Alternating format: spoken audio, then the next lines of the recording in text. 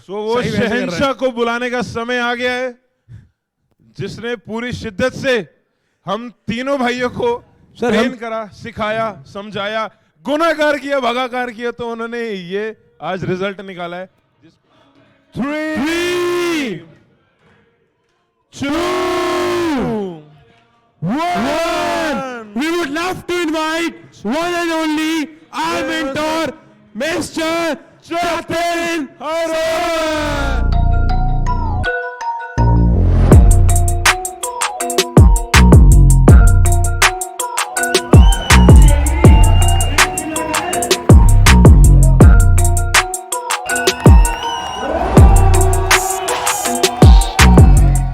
तो तैयार हो आप सारे? आप लोगों से बात करूंगा। देखो, हमारा जो बिजनेस है ना, ये लोगों का बिजनेस है। मानते हो आप ये बात? अच्छा, आप मेरे को यस नो करते हैं, मेरे को अच्छा लगेगा, है ना? हमारा जो बिजनेस है, किनका बिजनेस है? हमारा जो बिजनेस है ना, वो असल में लोगों का बिजनेस है। अब क्योंकि आप मैनेजर हो, तो इसीलिए हमारे बिजनेस में जो सबसे इंपॉर्टेंट चीज है ना, वो है पब्लिक रिलेशंस। हमारे बिजनेस में पब्लिक बिजनेस नॉलेज से ज्यादा इंपॉर्टेंट है पीपल नॉलेज। मानते हो आप ये बात? एक बार की बात है, क्या होता है, एक बार गुब्बारे बेचने वाला एक मेले में खड़ा होकर गुब्बारे बेच रहा होता है। उसके पास अलग अलग रंग के गुब्बारे होते हैं, लाल, नीला, हरा, पीला, काला, अलग अलग रंग के गुब्बारे होते हैं। तो जब भी उसकी सेल थोड़ी डाउन होती है, तो वो एक तरकीब अपनाता है। क्या करता है, एक गुब्बारा जो है ना, गैस वाला, वो हवा में छोड़ देता है। तो जो मेले में बच्चे होते हैं ना, उस गुब्बारे की तरफ देखते हैं, ऊपर जा रहा है, तो वो बच्चे उससे अट्रैक्ट हो जाते हैं और जाके गुब्बारा खरीदने लगते हैं। उसकी सेल वापस से अप हो जाती है। तो एक दिन क्या होता है, ऐसे ही वो गुब्बारे वाला गुब्बारा बेच रहा होता है, तो एक बच्चा उसके पास में आता है और उसको बोलता है, अंकल अंकल, ये अगर ब्लैक वाला गुब्बारा आप छोड़ोगे तो क्या ये भी हवा में जाएगा? वो गुब्बारे वाला बड़ा ही ब्यूटीफुल आंसर करता है, कहता है, ये बात रंग की नहीं है, बात है इस गुब्बारे के अंदर क्या है। हर गुब्बारे में हवा होती है, और अगर उसमें हवा है, अगर उसमें गैस है, तो यकीनन वो ऊपर ही जाएगा। हमारे बिजनेस में it doesn't matter what level you are at, what matters is what you have inside of yourself. हमारे बिजनेस में जो सबसे प्राइमरी चीज है ना, वो है आपका एटीट्यूड। मैं सन 2013 से अपनी हर ट्रेनिंग में एक ही बात बोलता हूं, और मैं शायद 5-7 हजार बार बोल चुका हूंगा कि हमारे बिजनेस में नॉलेज, मैंने आपको पहले ही बोला था, मेरा गला थोड़ा सा खराब है आज। तो हमारे बिजनेस में सबसे इंपॉर्टेंट चीज है हमारे लोगों का एटीट्यूड, कि हमारी टीम में, क्योंकि क्या होता है कि जब हम एएस होते हैं, हमारे ऊपर जिम्मेदारी कम होती है, लोग हमसे कम उम्मीद रखते हैं। लेकिन जब हम मैनेजर होते हैं, हमारी टीम में लोग होते हैं, हमारे सुपरवाइजर होते हैं, एएस होते हैं, हमारी जिम्मेदारी होती है टीम को ट्रेनिंग देना। हमारी जिम्मेदारी होती है कि टीम को हमने बांध के रखना है, हमने रिटेन करके रखना है, ताकि कोई भी व्यक्ति इधर उधर ना जाए। यस और नो? सो इसीलिए हमारे बिजनेस में एटीट्यूड सबसे इंपॉर्टेंट है। नॉलेज, टैलेंट, स्किल, इन सबसे ऊपर क्या चीज है? एटीट्यूड। बस आपको उसको ठीक रखना है। एक बार की बात है, एक बच्चा अपनी मम्मी से बड़ा खफा हो जाता है और बिल्कुल पैर पटकता हुआ मम्मी को बोलता है, mummy I hate you, I hate you, I hate you, I hate you, और घर के बाहर चला जाता है। और एक वैली आती है, वहां वैली में भी वो बोलता रहता है, mummy I hate you, I hate you, I hate you. वो वैली में से, घाटी में से आवाज की एको आती है। जब वो बच्चा बोलता है आई हेट यू, तो वैली में से भी आवाज वापस उसके पास आती है, I hate you, I hate you, I hate you.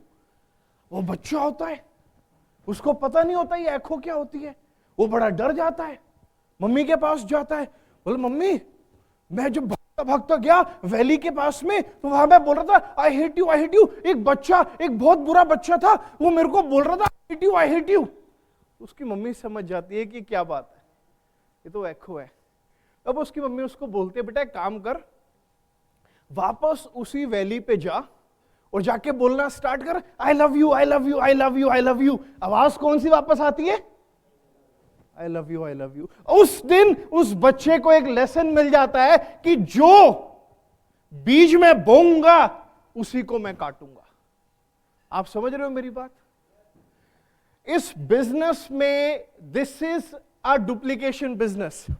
इस बिजनेस में जो आप अपनी टीम से करवाना चाहते हो वो काम आपको सबसे पहले खुद करना है, क्योंकि सक्सेस जो है ना बेसिकली एटीट्यूड का खेल है, और जो एटीट्यूड है वो रिजल्ट है।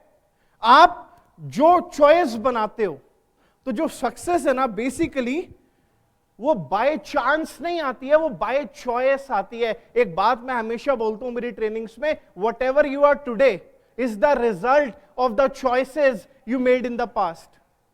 What ever you will be tomorrow, it's gonna be the result of the choices you make today. आज जो आप करोगे उसका रिजल्ट आपको कल मिलेगा। कल क्योंकि आपने वो डेली एक्टिविटीज करी जिसके बारे में भी रोहित ने बात की थी, इसीलिए तो आप मैनेजर बने। लेकिन ये बिजनेस कौन सा है? डुप्लीकेशन का बिजनेस है। तो डुप्लीकेशन के बिजनेस में क्या आप लोग चाहते हो आपकी टीम के लोग भी मैनेजर बने? यस और नो? तो इसीलिए जो काम आप करते हो वही काम आपको अपनी टीम से करवाना सीखना है। कृष्णा ने बिगिनिंग में एक बात बोली थी, ट्रेनिंग ट्रेनिंग ट्रेनिंग। असल में नेटवर्क मार्केटिंग बिजनेस ही सारा टीचेबिलिटी के ऊपर डिपेंड करता है। When you learn you teach, and then you teach people how to teach further. अपनी टीम को आगे आपने किस तरीके से सिखाना है। लेकिन क्या होता है, जब हमें कामयाब होना है, जब हमारी टीम को हमें कामयाब करवाना है हमारे बिजनेस में, क्योंकि आप मैनेजर बन चुके हो, तो इसलिए अब आपकी जिम्मेदारी क्या है? आपको अपनी टीम को कामयाब करना है। तो टीम को कामयाब करने के लिए ना आपको कुछ चीजों को टोटली अवॉइड करना है। जब एक बारी क्या होता है, राम जी जो होते हैं ना अपने घर आते हैं वनवास से, तो उनकी जो माँ होती है बोलती है, बेटा तू रावण को मार आया। तो राम जी कहते हैं कि रावण को मैंने नहीं मारा, उसे उसकी मैंने मारा है। रावण को मैंने नहीं मारा, उसको उसकी मैंने मारा है। तो मैं तो रावण की भी नहीं रही, हम क्या चीज है? आपको पता है, आपको अपनी टीम को ना एक बच्चे की तरह नर्चर करना होता है। ईगो का हमारे बिजनेस में कोई लेना देना ही नहीं है। और मैं तो कहता हूं हमारे बिजनेस में नहीं, पर्सनल लाइफ में, प्रोफेशनल लाइफ में अगर आप ईगो को त्याग देते हैं, ईर्ष्या, जेलेसी एक दूसरे से छोड़ दो। और टीम से तो कभी भी जेलेसी करनी नहीं है कि यार ये बंदा मेरे से आगे ना निकल जाए। अरे यार, आपसे ज्यादा खुशकिस्मत इस दुनिया में और कौन होगा अगर आपकी टीम का बंदा आपसे आगे निकल जाए। एक बार मेरे से एक ने पूछा, आशीष, बोला सर स्टेबिलिटी और ग्रोथ में क्या फर्क है? तो मैंने बोला वो बोला सर पहले स्टेबिलिटी चाहिए कि पहले ग्रोथ चाहिए? तो आशीष मैंने उसको बोला स्टेबिलिटी के लिए डेप्थ बनाओ और ग्रो होने के लिए विड्थ खोलो।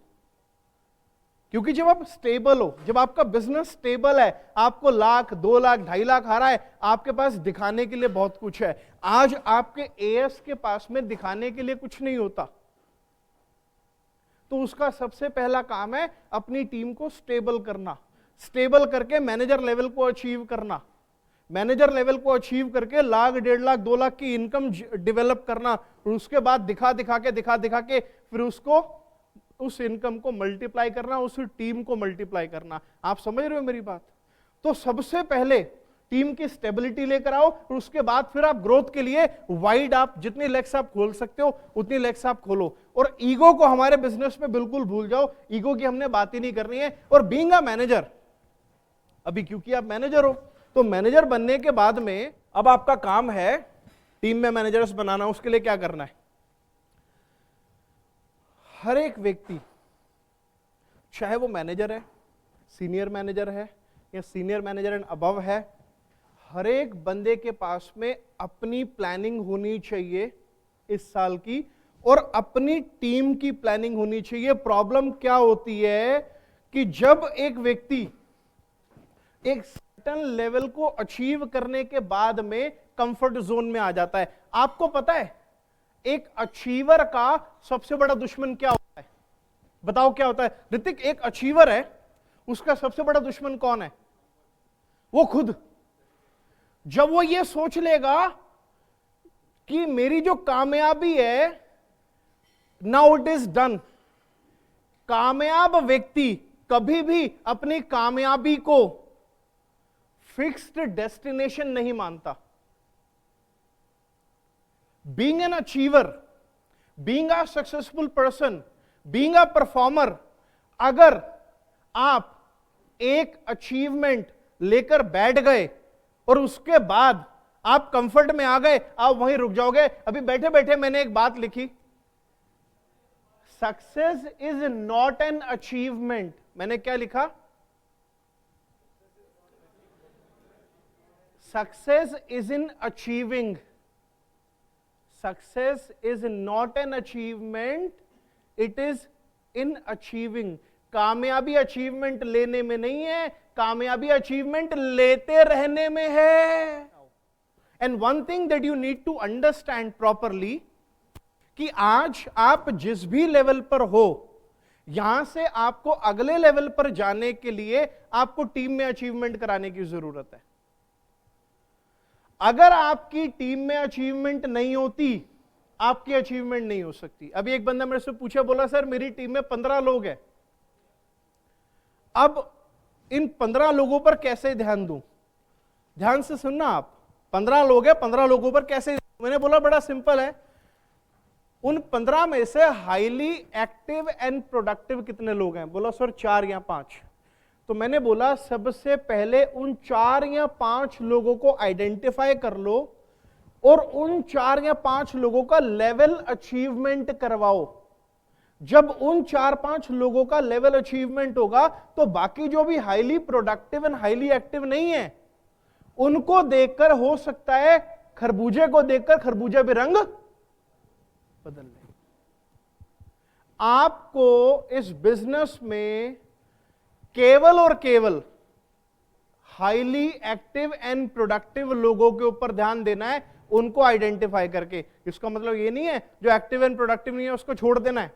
ऑफ कोर्स आपको उस पर ध्यान देना है, लेकिन उसको आपको अपने ट्रेनिंग सिस्टम के साथ में जोड़ के रखना है। समस्या तब होती है जब हम ऐसी जगह गड्ढा खोद रहे होते हैं जहां पानी होता ही नहीं है। मेरे को लग रहा है कि यार ये 15 लोग हैं, ये 15 के 15 लोग मेरे एएस हैं, लेकिन मेरे को चेक करना पड़ेगा कि इन 15 में से सबसे ज्यादा एक्टिव कौन है और उस व्यक्ति के साथ मेरे को काम करना है। और बिजनेस में मैंने जैसा, ये प्लानिंग का ही पार्ट है। अगर आपके पास में प्लान नहीं है, अगर आपकी टीम के पास में प्लान नहीं है, आप बड़ी बड़ी अचीवमेंट कर ही नहीं सकते। तो हमेशा सक्सेसफुल नेटवर्क मार्केटर्स हमेशा अपने अपलाइन की गाइडेंस में प्लान बनाते हैं और उस प्लान को अचीव करने के लिए they do anything and everything. There are 2 types of people. One, they wish to be successful, and the other who do what it takes to be successful. You got to become the which one? First one or second one? आप कौन से हो, पहले वाले के दूसरे वाले? Of course दूसरे वाले। तो ये आपकी प्लानिंग का पार्ट है। कई बार क्या होता है, अमित, हम लोग डिस्कस करते हैं, मैंने आपसे पूछा अमित आपका इस साल का क्या गोल है? आपने प्लानिंग कर लिया? अमित ने बोला हाँ मैंने प्लानिंग कर ली। मैंने बोला दिखाओ प्लानिंग का है। सर वो मेरे दिमाग में है। जैसे हम प्रोस्पेक्ट को बोलते हैं ना, जब वो एएस लेवल पर होता है कि भाई तेरी लिस्ट कहाँ है, तो वो बोलता है भाई मेरी लिस्ट मेरे दिमाग में है, मेरे फोन में है। तो हम लोग उसको क्या कहते हैं? लिस्ट को पेन और पेपर से उतारो, उसको आप लिखो, या फिर आप फोन में नोट्स बनाओ, फोन में अपनी लिस्ट बनाओ। Similarly being a manager and above, आपके गोल्स, आपकी टीम के गोल्स फॉर्मलाइज्ड होने चाहिए, डेडलाइन के साथ सेट होने चाहिए। जो लोग आज आपने जिनको स्टेज पे देखा है, या जितने भी लोग आप फॉरएवर में जानते हो जो हाईली सक्सेसफुल है, उसका कारण है वो लोग फोकस्ड हैं।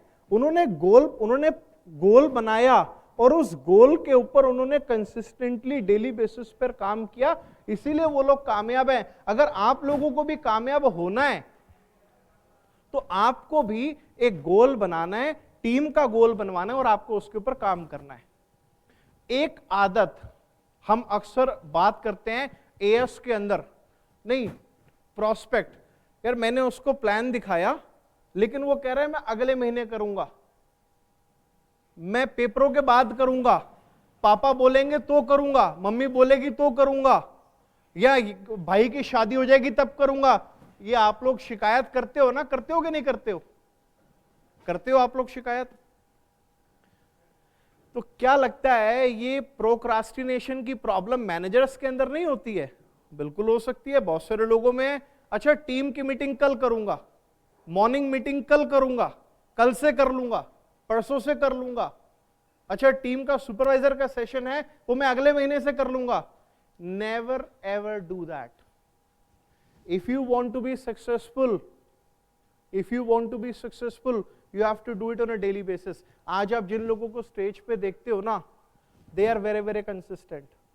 आज फॉरएवर में जितने लोग कामयाब हैं, या हमारे ग्रुप में जितने लोग कामयाब है ना, बिकॉज ऑफ देयर कंसिस्टेंसी। तो अगर आप कंसिस्टेंट नहीं हो, आप बड़ी अचीवमेंट की चेष्टा करना बंद कर दो। और अगर आपको बड़ी अचीवमेंट लेनी है तो आपको कंसिस्टेंट हर हाल में होना पड़ेगा, कोई सेकंड चॉइस है ही नहीं। बिलीव मी और not, consistency is the only की you can become even Centurion Diamond Manager. You can become even Centurion Diamond Manager. अगर आप कंसिस्टेंट रहोगे तो, और कंसिस्टेंट किस चीज में रहना है? कंसिस्टेंट आपको आपकी डेली एक्टिविटीज के अंदर रहना है। एक चीज बहुत सारे लोगों के साथ में क्या होता है, हमारे जो मैनेजर्स हैं एक मीटिंग अटेंड करेंगे, मीटिंग अटेंड करने के बाद एकदम मोटिवेट हो जाएंगे। आई एम श्योर आज इस मीटिंग के बाद भी आप में से बहुत सारे लोग एकदम फोकस्ड हो जाएंगे कि नहीं यार ये करना है। स्टेज पे जो लोग आए थे, सीनियर मैनेजर का वो लेकर गए, वो रिकग्निशन लेकर गए, कोई बंदा सीबी का रिकग्निशन लेकर गया, कोई कारप्लान का लेकर गया। नेक्स्ट टाइम तेरे भाई को देखियो या तेरी बहन को, मतलब कुछ बोलते होंगे, तेरी बहन को देखियो यहां पर होगी, व्हाटएवर।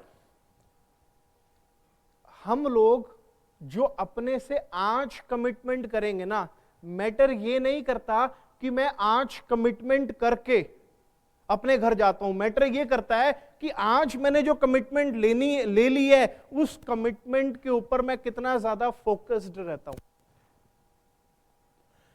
आज हम सोशल मीडिया की दुनिया में जी रहे हैं, डिजिटलाइजेशन की दुनिया में जी रहे हैं। इस दुनिया में, इस युग में ना डिस्ट्रैक्शंस बहुत ज्यादा है। जैसे कि अभी एक डिस्ट्रैक्शन की आवाज हम सुन रहे हैं।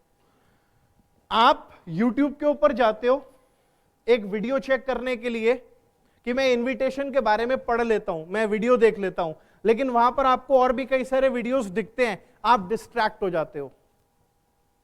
आप गूगल पे जाते हो, मान लो फॉरएवर बी हनी के बारे में पढ़ने के लिए, आपको वहां पर कुछ और इंफॉर्मेशन मिलती है, आप डिस्ट्रैक्ट हो जाते हो। आप इंस्टाग्राम पे जाते हो लीड जनरेट करने के लिए, आप जाके डिस्ट्रैक्ट हो जाते हो। फोकस्ड रहना है। आप जिन लोगों को अपना आइडल मान रहे हो ना, आप जिन लोगों को ये समझ रहे हो कि यार ये तो बड़ा अच्छा काम कर रहे हैं, हमें भी इनके जैसा बनना है, हमें भी ऐसी अचीवमेंट चाहिए, तो भाई वो फोकस्ड रहते हैं साल भर, और अगले साल उनका फोकस और ज्यादा स्ट्रांग हो जाता है। वो लोग अपने गोल से डिफोकस नहीं होते, फोकस्ड रहते हैं। आपको भी फोकस रहने की जरूरत है। अभी हम लोग ऐसे ही बैठ के